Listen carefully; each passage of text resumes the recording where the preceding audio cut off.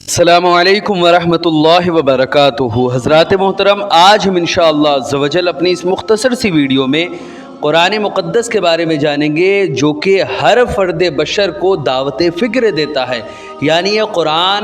हर इंसान को एक ऐसी चीज़ की जानिब दावत देता है, एक ऐसे फ़िक्र की जानिब दावत देता है कि इंसान सोचे और समझे कि आखिर उसको इस दुनिया में क्यों भेजा गया। हज़रात मोहतरम, कुरान मुक़द्दस की शुरुआत यानी आयतों के शुरू में ही जिस बिस्मिल्लाहिर्रहमानिर्रहीम से हम आयतों को और सूरतों को शुरू करते हैं, उसी बिस्मिल्लाहिर्रहमानिर्रहीम के बारे में चंद बातें आज हम जानने की कोशिश करेंगे कि बिस्मिल्लाहिर्रहमानिर्रहीम में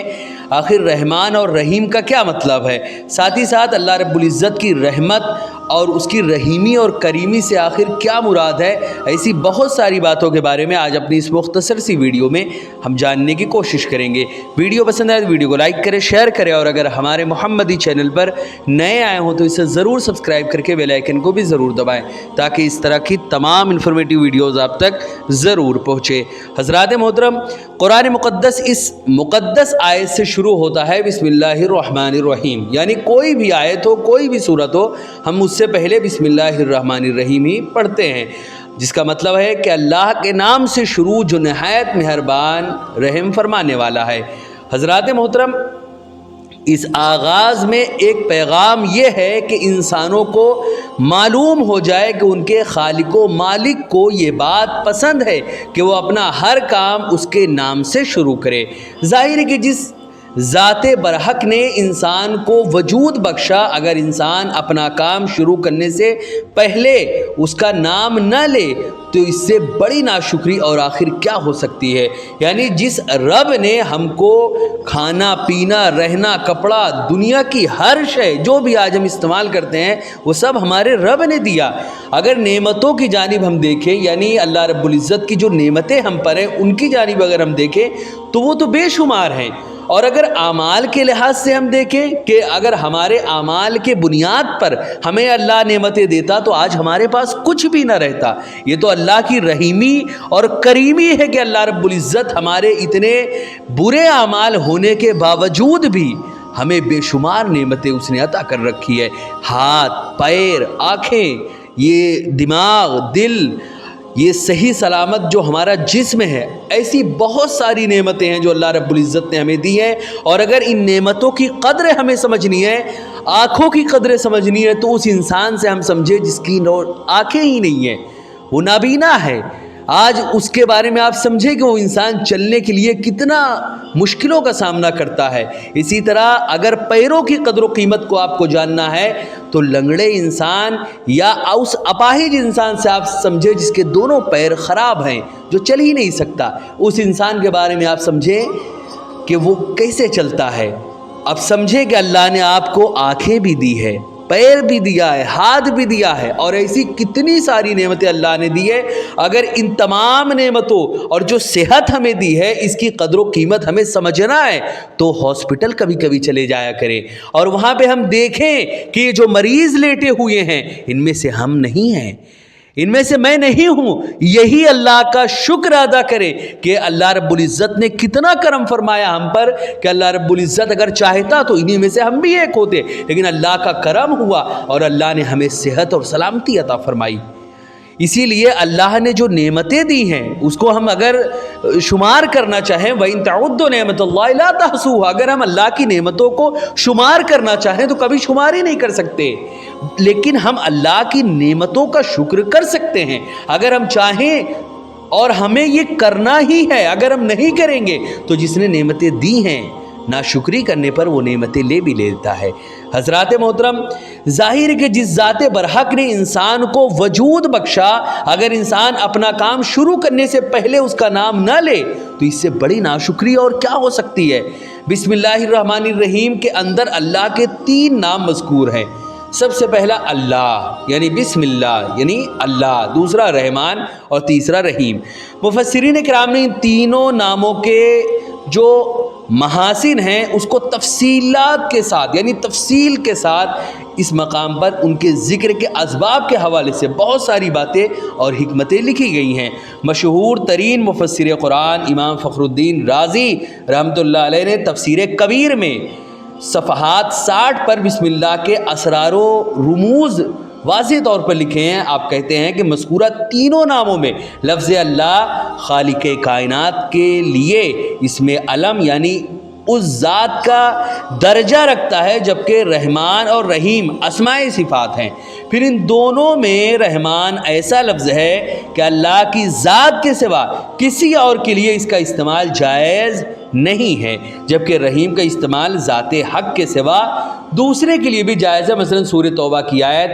128 میں پیغمبر اسلام محمد عربی صلی اللہ علیہ وسلم کو رحیم کہا گیا۔ حضرات محترم، اللہ کے نام سے شروع کرنے کے ساتھ یہاں پر اس کی دو صفات یعنی رحمت،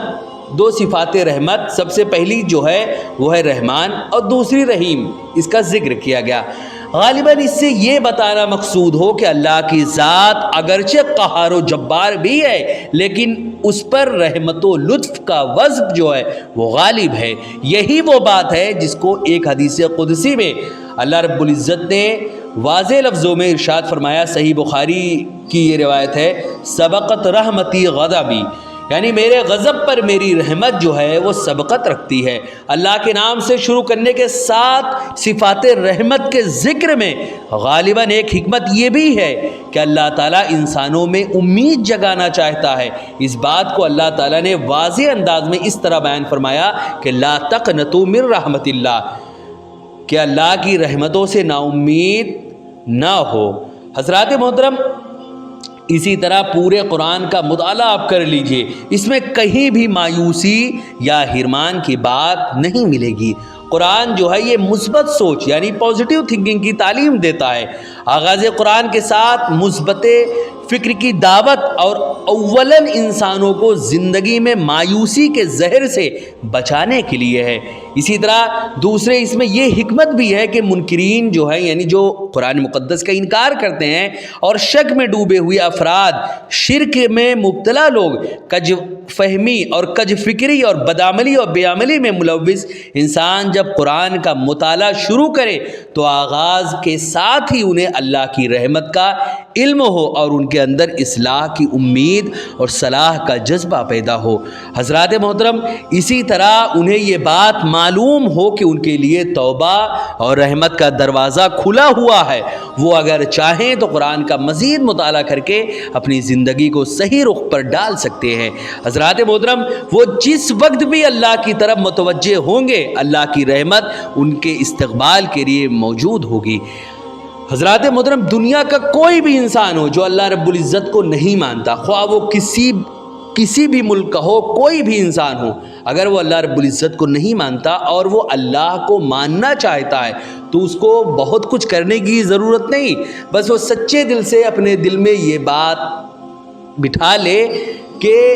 وہ ایک خدا کو مانے یعنی اللہ رب العزت پر ایمان لائے اور اپنے پرانے تمام وہ کام جو اللہ و رسول نے منع کیے ہیں، جب وہ قرآن کو مطالعہ کرے گا، حدیث کا مطالعہ کرے گا تو اس کو معلوم چلے گا کہ اللہ و رسول کے نظر میں سب سے بری چیز جو ہے وہ کفر و شرک ہے۔ اس سے وہ اپنے آپ کو دور کر لے اور توبہ کرے اپنے ان تمام کاموں سے جو اس نے اپنی زندگی میں کبھی بھی کیے ہیں، ان کے لیے توبہ کرے اور اللہ رب العزت کی بارگاہ میں آتا ہوا نظر آئے۔ حضرات محترم، اسی طرح بسم اللہ الرحمن الرحیم کے اندر اللہ تعالیٰ کے لیے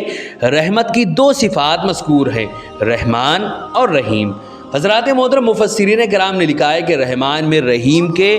بالمقابل زیادہ مبالغہ ہے، یا یہ کہ رحمان کی رحمت رحیم کے بالمقابل زیادہ عام ہے۔ رحمان کی رحمت مومن و کافر سب کے لیے ہے، جبکہ رحیم کی نسبت خاص مومنین کے لیے ہے، یا یہ کہے کہ رحمان کی رحمت میں دنیا و آخرت دونوں کی رحمتیں شامل ہیں اور رحیم کی رحمت میں صرف آخرت کی رحمتیں شامل ہیں، اور ظاہر کہ اللہ کی رحمتیں جو دنیا میں ہیں ان سے بلا تفریق ہر انسان فائدہ اٹھا رہا ہے، جبکہ آخرت کی رحمت صرف مومنین کے لیے خاص ہوگی۔ یعنی اللہ رب العزت دنیا میں ہر انسان کے لیے رحمان ہے،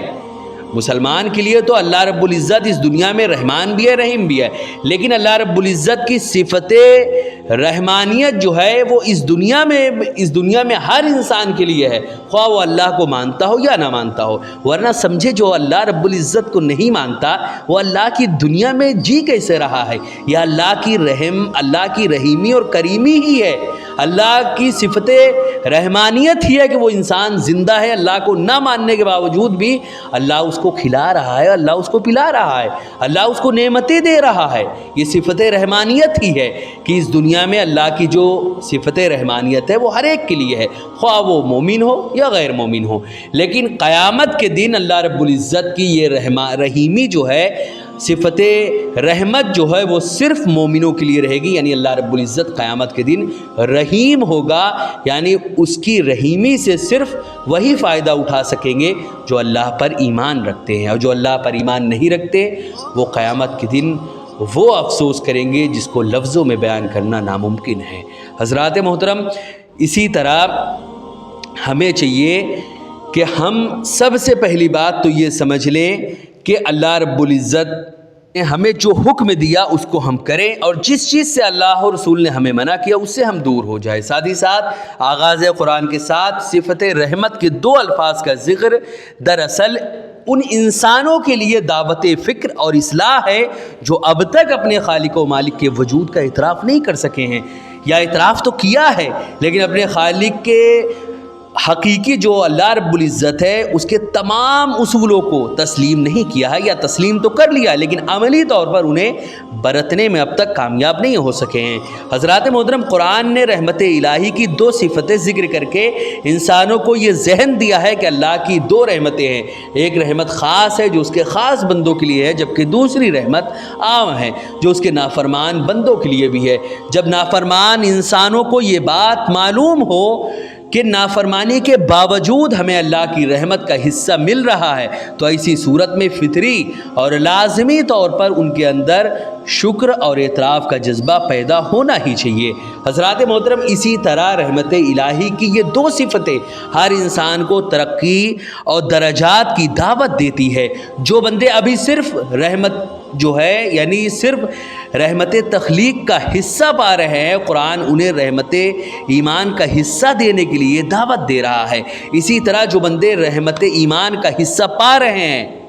انہیں رحمت اعمال حسنہ کا حصہ حاصل کرنے کے لیے جو اس مقام پر ہیں انہیں معرفت و عرفان کی رحمت حاصل کرنے، اور جو اس مقام پر ہیں انہیں مشاہدات کی رحمت کا حصہ لینے کے لیے قرآن مسلسل آواز لگا رہا ہے۔ حضرات محترم، رحمانیت چونکہ عام بندوں کے لیے ہے اور رحیمیت جو ہے وہ خاص بندوں کے لیے ہے، اور اللہ کے تقرب کے درجات جو ہیں وہ کوئی ایک حد تک نہیں ہے کہ اللہ تعالیٰ تم اتنا مرتبہ پا لو گے تو اللہ کے تم مقرب بندے، مطلب وہ بالکل لاسٹ سٹیج ہے۔ اللہ رب العزت کے قرب کی کوئی انتہا نہیں، کیونکہ اللہ کی کوئی انتہا نہیں۔ اللہ رب العزت ایسے نہیں کہ اللہ رب العزت کی ذات کی یا اس کی صفات کی یا اس کی رحمتوں کی یا اللہ کے قرب کی کوئی انتہا ہے، یہ سب لامتناہی ہے، ان کی کوئی انتہا نہیں کہ یہ اس حد تک جا کے ختم ہو جاتا ہے۔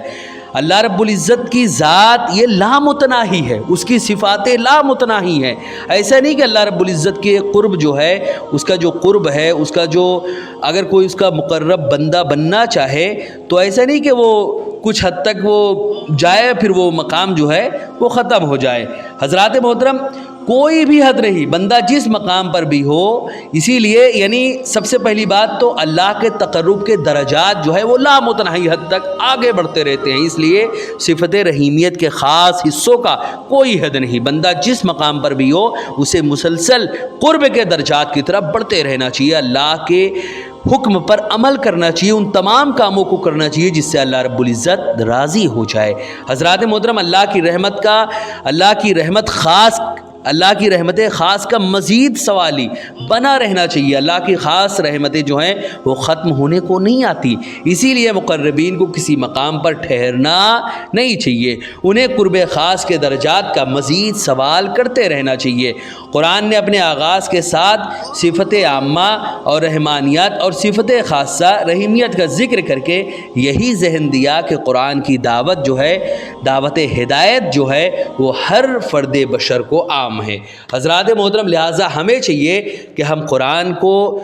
مطالعہ کریں، قرآن کو پڑھیں۔ قرآن پڑھنے کا مطلب کیا ہوتا ہے آخر؟ کیا قرآن پڑھنے کا یہ مطلب ہوتا ہے کہ ہم قرآن جو ہوتی ہے اس کو بس ہم الحمدللہ رب العالمین الرحمن الرحیم مالک یوم الدین، اس طرح قرآن پڑھنے کا مطلب نہیں ہوتا۔ قرآن جو ہے وہ ہمیں دعوت فکر دیتا ہے، وہ ہمیں یہ حکم دیتا ہے کہ ہم قرآن کو سمجھیں کہ آخر اس میں اللہ نے ہم سے کن چیزوں کا مطالبہ کیا، کیا حکم دیا، کس چیز سے منع کیا۔ ہم جب تک قرآن کو سمجھیں گے نہیں تب تک کیا مطلب ہے قرآن کو ایسے ہی بس پھیرنے کا یا قرآن کو رٹنے کا۔ قرآن کے ایک ایک لفظ کا مطلب سمجھیے، یعنی قرآن کو پڑھنے کا، قرآن کو مطالعہ کرنے کا طریقہ یہ ہے کہ سب سے پہلے قرآن کو کوئی ٹرانسلیشن یعنی ترجمے والی قرآن کو لے۔ ترجمے والی قرآن میں بہت ساری قرآن کے ترجمے ہیں، جن میں ہم سب کے آقا و مولا اعلیٰ حضرت رحمۃ اللہ علیہ کے جو ترجمہ ہے یعنی کنز الایمان، یہ زبردست ترجمہ ہے۔ اس کے ساتھ ساتھ اور بھی ایک ترجمہ ہے جو بہت ہی آسان اور سلیس اردو زبان میں ہے، جو کہ ڈاکٹر طاہر القادری صاحب کا ہے۔ اگر کوئی انسان اس کو پڑھنا چاہے یعنی عرفان القرآن، اس کا ترجمہ اگر کوئی پڑھنا چاہے یعنی طاہر القادری صاحب کی اس ترجمے کو اگر کوئی مطالعہ کرنا چاہے تو وہ بھی بڑا سلیس اور بہت آسان لفظوں میں ہے، اس کو بھی پڑھ سکتا ہے۔ اسی طرح اور بھی کئی سارے اہل سنت والجماعت کے علماء کے ترجمے ہیں جن کو اگر کوئی انسان پڑھنا چاہے تو پڑھ سکتا ہے اور قرآن کو سمجھ کر اپنے خانہ دل کو منور و مجلہ کر سکتا ہے۔ حضرات محترم، ویڈیو پسند آئے تو ویڈیو کو لائک کریں، شیئر کریں، اور اگر ہمارے محمدی چینل پر نئے آئے ہو تو اسے ضرور سبسکرائب کر کے بیل آئیکن کو بھی ضرور دبائیں تاکہ اس طرح کی تمام انفارمیٹیو ویڈیوز آپ تک ضرور پہنچے۔ آپ سے گزارش ہے کہ ہمارے چینل پر جتنی بھی ویڈیوز ہیں آپ خود بھی دیکھیں، اپنے دوستوں، احباب، رشتہ دار اور ملنے جلنے والوں کو بھی ضرور شیئر کریں۔ السلام علیکم ورحمۃ اللہ وبرکاتہ۔